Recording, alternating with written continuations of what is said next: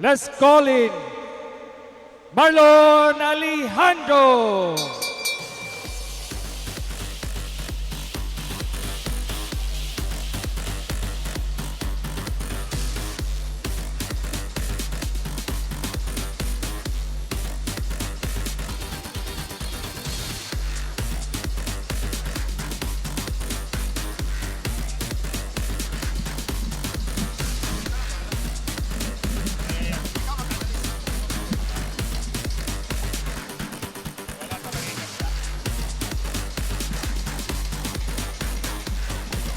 And his opponent, Carl Pinedo.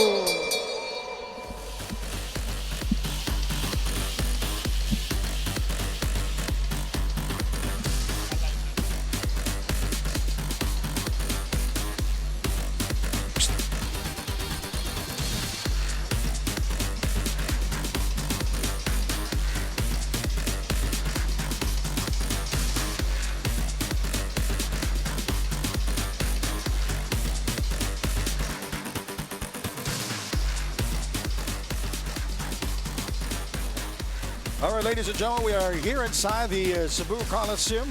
My name is Sandy Grumo alongside This professional Alvin Go. Now we go to the top of the boxing ring is Jimmy for the Gonto will flyweight announce division. and introduce the boxers. 6 rounds of professional boxing. Introducing first,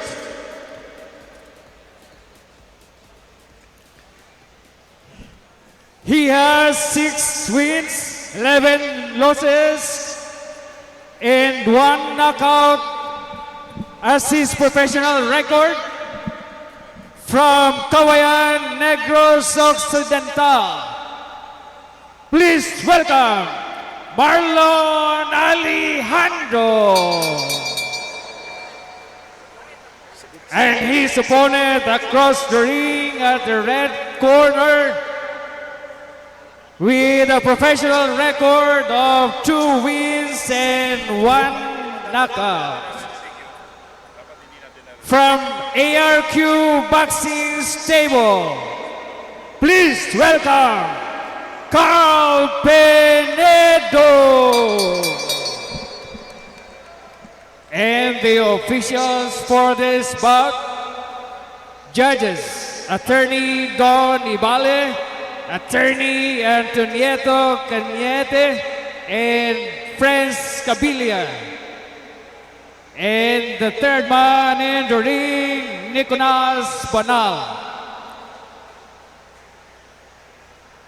Referee Banal will now give the final instructions for the boxers. All right, ladies and gentlemen, again, we are back here inside the Cebu Coliseum. Sandy Grumo with Mr. Alvin Go. What do we know about these two fighters, Carl Pinedo and Marlon Alejandro? Yes, Alejandro is from ARU Boxing Stable, and Mark Alejandro is a native from Negros. They are fighting 6 rounds in a 112 flyweight division. All right, Carl Pinedo, 2 wins and 1 defeat coming into this brawl here. 9 fights tonight, Festive Fury 10, the title eliminator. Of course, the main event will be Ian Paul Abney of the Philippines versus from Shenzhen, China, Jianxing Zhu, brought to us by the godfather of Cebu boxing, Mr. Lorenzo Chauci. And the first round just underway. This is the first round of schedule for 6. Alejandro wearing blue trimmed with red and yellow, while Pinedo wearing white with black. It is an ARQ boxer versus a native from Negros. Although Alejandro also do train in EMT boxing gym here in Mandaue. A lot of boxing gym here in the if this is well, this is Cebu is the hotbed of basketball and also Yes. boxing. What a great venue this Um, night. Yeah, you know, in the 80s, Lorenzo Chauci, he was very young then. Yeah. He was very popular promoting big fights here inside the Cebu Coliseum. The last time I was here was covering the CISAFI back in 2022. I know It was so hot then. I noticed a lot of changes on this Coliseum. And the last fight was Pinoy Pride 42. Jason Pagara top-billing that one. That was in 2018. And the last title fight here in Cebu, that was in Waterfront. That was the IBF championship between Milan Melindo and Heki Budler. And I was privileged to announce that title fight. First time for me. I'm there as a photographer back then in 2018. It reminds me of something, being here again, but in a different way. Yeah. And by the way, our main event, it's an IBF minimum weight world title eliminator. And of course, the co-featured bout of the evening, WBF Silver Flyweight Championship. Jimwell Arañas versus Jeric Noynay. That will be a good one, Alvin. Two young flyweight trying to find their niche here in the boxing world. Oh, nice left to the body by A good buddy Pinedo. puncher is Carl Pinedo of RQ Boxing Stable. The third man in the ring is Veteran referee Nick Yeah. Banal. He's young, but he's a veteran of so many fights yes, already. Yes. Pinedo is trying to press the action right now, trying to corner Alejandro.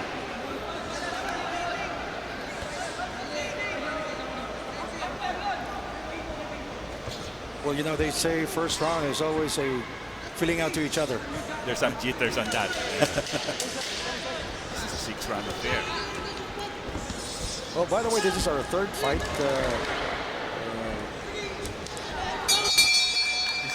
It's a privilege and honor to be with Santi. you know, Akala ko, back then in the 80s, you know. all right, end of the first round. Your thoughts of the first? Well, like what you said, both of the fighters are trying to pin their way on this bout, and I guess the succeeding round will be more action to be given by these two fighters, you know.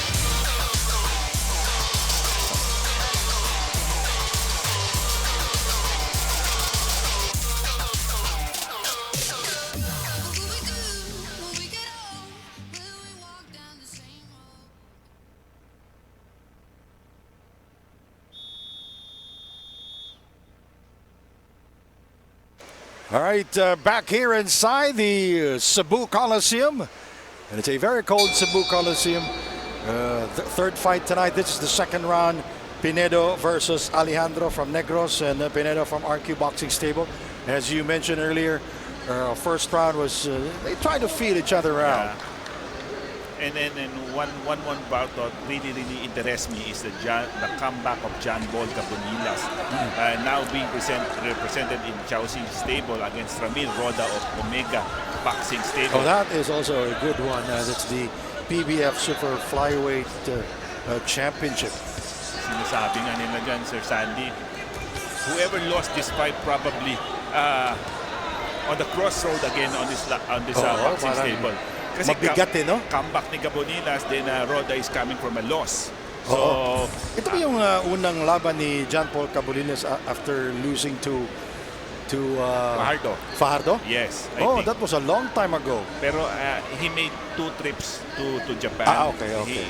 He lost to knockout in Japan, and then he take a break in boxing, and now bumalik siya under Chelsea Boxing Yes, Stable. and he is. I saw him practicing in Talisay City with Gideon Bacos, the trainer. I saw him there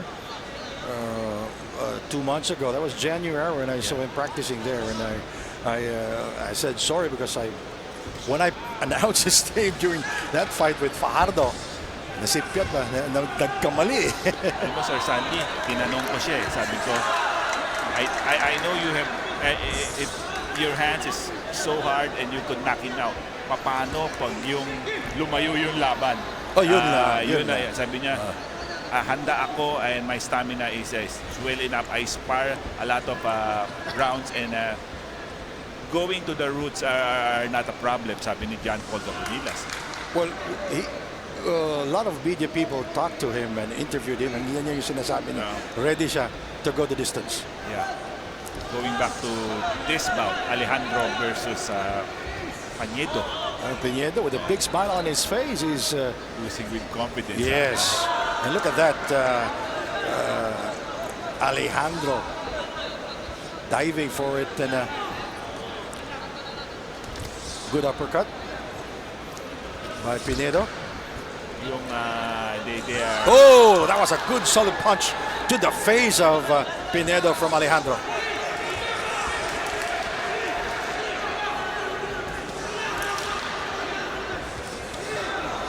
suddenly nag-iba na yung complexion nung Pañedo. He's now very aggressive on this fight.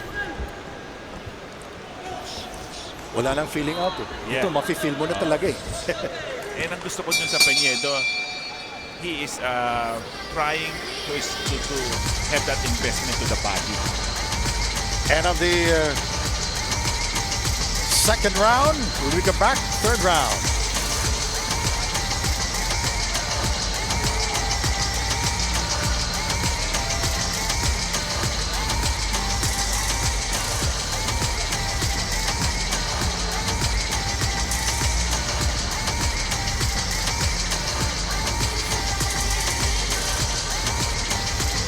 And by the way, we would like to thank our sponsors. Of course, don't forget Mr. Antonio Ala Aldeguer. Yes. King Properties, Quizmart General Merchandising, Toyota Mobolo Cebu Incorporated, Virginia Food Incorporated, Cebula Fortuna Baker. Sarap na kopya dyan. Alam ko, marami kang dala pag-uwi mo. Chow Seafood Center, Fairtex Globe, Mr. Robin Wong and Kevin Hay, Immuni Global Incorporated, Nature Spring, Raider Tires, Supreme Sisig, Thirsty, Master Shomai, Don Camacho Drinks, Fit Bar, and Katinko. Alam mo, Sir Sandy, one of the side story of this event is nandito yung IBF World Minimum Weight Champion natin, si Pedro Taduran. Whoever gonna come up on the top dun sa main event will be the mandatory to fight Pedro Taduran. Yan yung mahirap eh. Pag nasa taas ka na at natalo ka, yun yung masakit, no? Tsaka nandito yung manager niya, si Ma'am Coco Elorde, to accompany Maliban him. na kung top biller ka eh. Oo. Pwede ka mag-comeback agad eh, no? At pumili ng kalaban. Alam mo ba, Sir Sandy, at one time, si Ding Sangsu at saka si Pedro Taduran almost Munti ka na. muntik na. Kaya lang medyo ilang beses na na-cancel. Originally sa Jeju Island eh. So, ayan na, medyo pinipihit na ni Pañedo. At saka we saw Alejandro throwing some wild punches, pero pag tumama yung kaliwa straight to the face of Pinedo. You know, Pinedo is a very patient boxer. He's from Arky Boxing Stable. Sir Jason Artisola, Eva Artisola are the spearhead of ARQ Boxing Hindi ko siya stable. nakikita sa venue. Very busy daw. Very busy talaga yung mag-asawa sa business nila. Pero I think Coach Roger Cottot is having a good way to represent ARQ Boxing Stable. Pag ganito, madali yung trabaho ko eh. Oo. That left is connected for Alejandro. Pinedo goes 1-2 there. Tsaka if you observe ARQ, medyo yung coaching staff nila bago lahat. Nag-resign, nag-goodbye yung, last month lang yun eh. Ngayon, Fernando Ocon, Eldo Cortez yun, di ba? Eldo Cortez, tsaka Joseph Cortez. And now, yung si Fernando Ocon now will be the head trainer or head tactician ng ARQ Boxing Stable. 47 seconds remaining in round number 3. That left We're is scheduled for Pañedo. 6. Another wild attempt there by Alejandro. Nakakukuha na ng sukat ni Pañedo. Kitang-kita eh. Yung jab straight niya constantly connecting in the head of Alejandro. Yung pag nakuha na ng sukat, ang answer mo dyan, don't go far away pag nakuha. Lalapit ka lang eh. Yeah. Lapitan mo na lang para hindi makabuelo.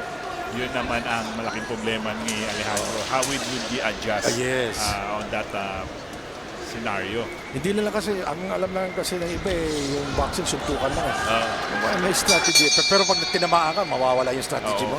Sabi nga nila, Sir Sandy, pag 11 round, 12 round, hindi ano ka sa scorecard, medyo dihado ka, pero tinamaan mo ng 12 round, tapos Wala. na. Bagsak. Baksa. Ibig Talo. sabihin ko, ganun ang stigma ng boxing eh. So, Yan yung sinasabi natin si Fernando Ocon, the new Yeah. head tactician for the RQ boxing stable. boxing stable of Boss Jason Alpisola. Kala ko, Sir Sandy, iba yung tinuturo ko. Hindi. Nasa iba ako nakatingin eh. Tinuro ko siya. Pero yung adlib ko si Fernando Ocon. Di para mahimas-masan. Oh, yeah. Alam mo, ano tayo dito eh. Talagang, sabi nga nila, kumpletos ricados. Magaganda yung mga ring girl natin. LED lights, may TV tayo. Ang ganda ng lighting. Bago, idol ko pa yung kasama ko sa commentating. Huwag nang diba? Basta itong promotion ni Chelsea dito sa Cebu Coliseum, the first since 2017. At alam mo naman, pag si Boss Chelsea, ang gusto niya, bakbakan. Yun nga. At, Sa Bisaya pa, sumbagay yun na. You've been here so many times since last year. So I met you in Bogo. It was a title fight also for the World Boxing Foundation. oh, salamat. Ha? Salamat. Ayoko magkamali, baka i-chat eh. Hindi, alam mo, sa totoo lang, Sir, hindi ko alam na ikaw pala yung chat ko. Hindi ako yun. Hindi ako, nababasa ko lang din. Admin ako eh. Nababasa ko lang din. Kasi medyo na ano tayo ng presidente natin. Tama diba? naman, tama naman. So, as we go back to round number 4 of a scheduled 6-round affair between Alejandro. Yung first dalawang laban natin ay mga 4-rounders into 6. Si Dances sa mga nanonood sa atin. Nanalo kanina, yung nanalo full siya. debut niya. Split. Tapos si Trazo, kilala natin si Justin Trazo. Kalaban ako 1 minute 30 seconds lang sa first round. Medyo nagmamadali yata siya.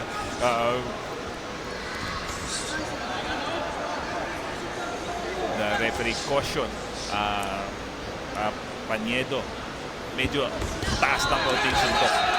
Umatake na.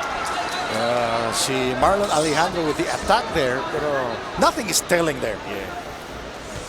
Meron tayong mga kwento. Itong Alejandro talagang very flexible. Minsan lumalaban ng 105, 108, 112. Kung saan pwede i-fit yung bill, pwede siya. Pero Ang grabing adjustment niya sa timbang, 1 minute and 6 seconds remaining in round number 4. We'll fight scheduled for 6. By the way, this is Fist of Fury 10, the Eliminator. tsaka sa Sandy, di biro-biro mag-promote ng ganitong world title eliminator. Talagang sabi nga nila, ang nakausap ko si Sir Chowsi, it takes months bago eventually hanggang dumating tayo dito, tsaka lang talaga magkakaroon ng realization na, oy, ito na pala yung inanda natin. Yes, yung last year, if I'm not mistaken, you were there also at the SM Seaside yun, SM Theater. Nandun na, we were there. That was August. Yeah. That was his last boxing promotion last year. And last February, he called me up and told me we have a title fight on May 9. Hindi pala, January pala yung nandun pa rin eh. Tsaka Sir Sandy, may konting bulong-bulong nga. Meron daw itong follow-up sa July eh. Ayan lang. I called Gab yesterday because of my license. I asked them when will be the next fight promotion. Nakaschedule dito July eh. July. Swerte mo naman. Mr. Alvin Go. Ano lang eh, talagang sheer hard work lang talaga. And hindi ko na alam kung ano trabaho ko dito. Alam mo, this job is the best in the world. Me as an announcer, I've been to so many places because I announce fights. I cover basketball, so brought me to a lot of countries. They're in Asia. Oh, this is the best job in the world. Tsaka yung distinct na voice mo, sir. Talagang, hindi. Totoo yun. Madali pag sinabi, even though hindi tayo minsan nakikita talaga sa Oo. live TV, pero yung distinct voice talaga, it's very catchy na alam mo talaga, yun talaga yung taong yun. Mas okay na tayo hindi nakikita. Oo. We go round number 5 of schedule 6 round And affair. so far, so good. Sa tingin ko, itong si Pinedo, abante sa scorecards. Siyempre, unofficial yung sa ating, Yes. sa mga mata lang natin yun. So, we'll see how... At saka ibang angle tayo eh. Oo. Kaya nga yung tatlong judge At saka may camera pa tayo. Oo. Kaya yung judge tatlo. Oo. So we'll see how these two boxer will fare. Parang ito yung championship round nila, yung 5 and 6 eh. So whoever get it, have a probability of winning it. Kasi nakita natin yung last fight, yung Inoue Nakatani. It's a matter of 10, 11, 12 eh. So doon nakuha ni Naubusan Inoue. lang. Naubusan, tama. Yung right word, naubusan eh. Gabi pa naman yung fight. And Marlon Alejandro trying to stay in the competition here. Final 2 minutes of round number 5. Ang gusto ko kay kay referee Nick Banal, yung nakangiti siya, cool lang siya, yung Hey, wait until you see Mr. Tony Peson. Oh. He's been a referee since the 70s, I think, if I'm not mistaken. And Alam mo, side story pa rin sa akin ni Tony Peson, yung lumaban pala si Gabriel Flash Elorde. Nandiyan na siya eh. Dito niya ginanap sa Cebu Coliseum. Nandito siya mismo. bata pa siya nun. Hindi siya lumaban. Pero nag-boxer din yun eh. Oo. Pwede natin pag-usapan yan mamaya. Oh! Beautiful exchange there by both fighters. Minute and 15 left of the round. And the uppercut of Alejandro was very short that time.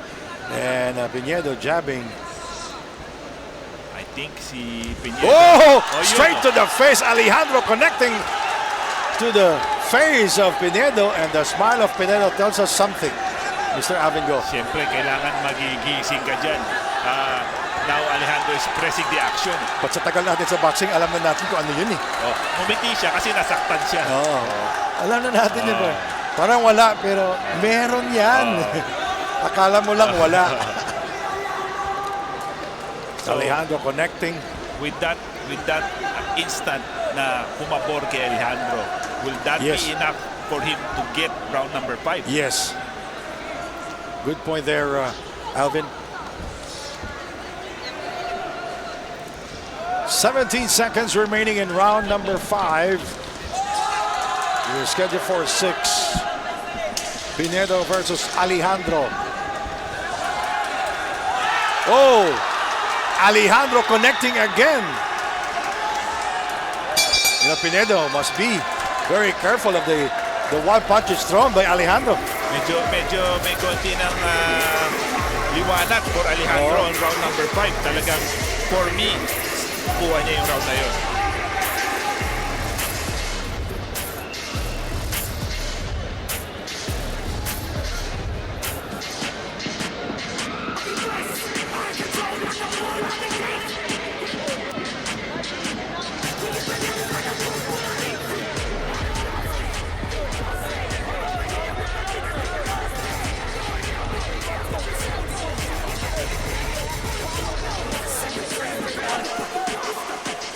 All right, ladies and gentlemen, we are back. Final round. This bout scheduled for 6. We'll see if Alejandro could duplicate what he done on round number 5. Hindi naman nag-groggy si Pinedo, pero tumama talaga sa mukha at nakabackpedal na konti eh. Di ba? Umatras eh, naka-atras eh. Tsaka nasaktan. Oo, nasaktan yun yung pinaka-keyword yun. Nasaktan siya. We'll see on round number 6, final round ng labang ito between Alejandro and Pinedo. Pinedo is representing ARQ Boxing Gym and Alejandro is a native from Negros. And we can see the confidence of Alejandro is a level high right now. Siyempre, yung self-feeling niya na kaya ko pala. alam mo, hindi na maximize ni Pinedo yung mga advantage niya sa reach. He's a bigger fighter dito, pero nag-iintay siya eh. Nag-iintay siya. He's not pumping his jab. Yes. Good point. Sa kaantay-antay niya, natamaan tuloy. Yun, tama. And we cannot see any aggressiveness there by Carl Pinedo. He's just yun, tumama na naman yung kaliwa. parang satisfied na siya, no? Oo. Akala niya, Sir Sandy, he is cruising all along. Ibibigay na sa kanya ni Alejandro. Oh.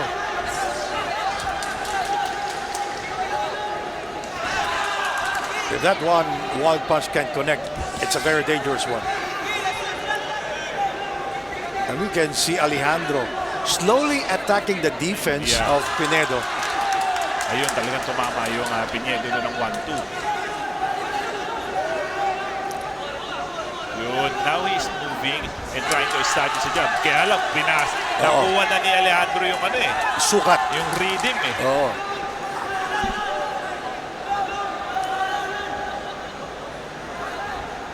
One minute, 5 seconds remaining in this final round, round number 6. I think this round is still up for grabs. Yes, because of what happened in the 5th round. Yeah.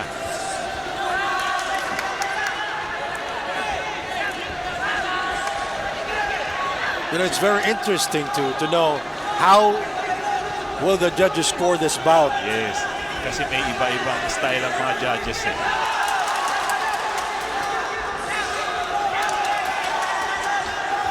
The corner of Alejandro trying to tell him to come inside and try to pressure Pinedo on the last 28 seconds of this fight.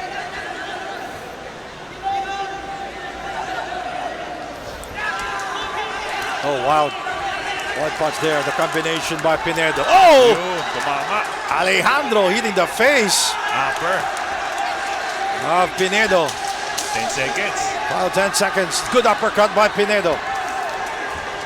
Alejandro versus Pinedo. Final 5 seconds. Wow, what entertaining fight. Sabi nga natin eh, pag Lorenzo Chauci, bakbakan niya. Tsaka ayaw niya ng mga tumatakbo. Putso-putso ba tawag yan? So, maganda yung last two fight natin. Yung Traso winning by quick KO. Ito naman talagang Yung first bout natin, yung Venance Dances versus Norman Luciana, split decision yun. Oo, yun. Kaya si Coach Ping Tipura. napapahawak eh, no? Oo. So we'll see if Alejandro did enough to win this fight or Pinedo will take the victory. Well, we can we can tell that from the scores of our 3 judges at ringside later on. But yung round 5 kanina, I must say it was Alejandro round. Yeah. Yung 6, mahirap iskuran yun. Oh, ano yun eh, exchanging, good exchange by both fighters.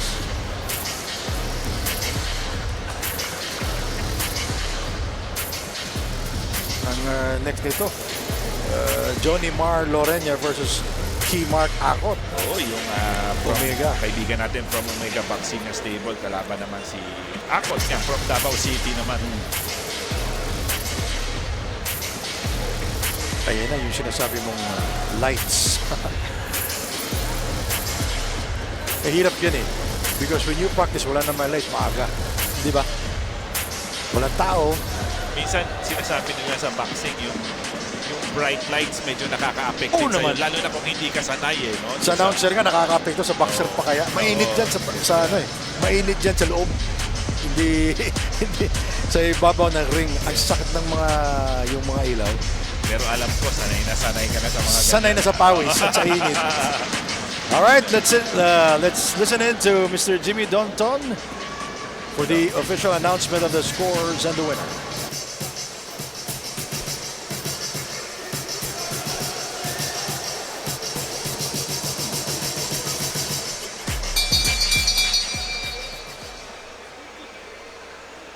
Okay, after 6 rounds of professional boxing, let us go to the judges' scorecards. Judge Attorney Don Ibales scores about 58-56 for Penedo. Judge Attorney Antonieto Caniete scores about 60-54 for Alejandro. Judge Fresh Cabilia scores about 58-56. And your winner by split decision, Marlon Alejandro. Well, it was a very close split decision win by Alejandro. There's some confusion on the pero Alejandro winning by split decision over Paniedo. Di ba? Yung round 5 eh. Baka yung round 6 nga binigay sa kanya rin. Most likely. Sa exchange kasi, iba yung nakikita, ibang angle natin. Ibang angle ng tatlo doon. Tayo yung pang-apat na angle eh, kasi nasa harap natin sila lahat. So, a big win for Marlon Alejandro. Okay.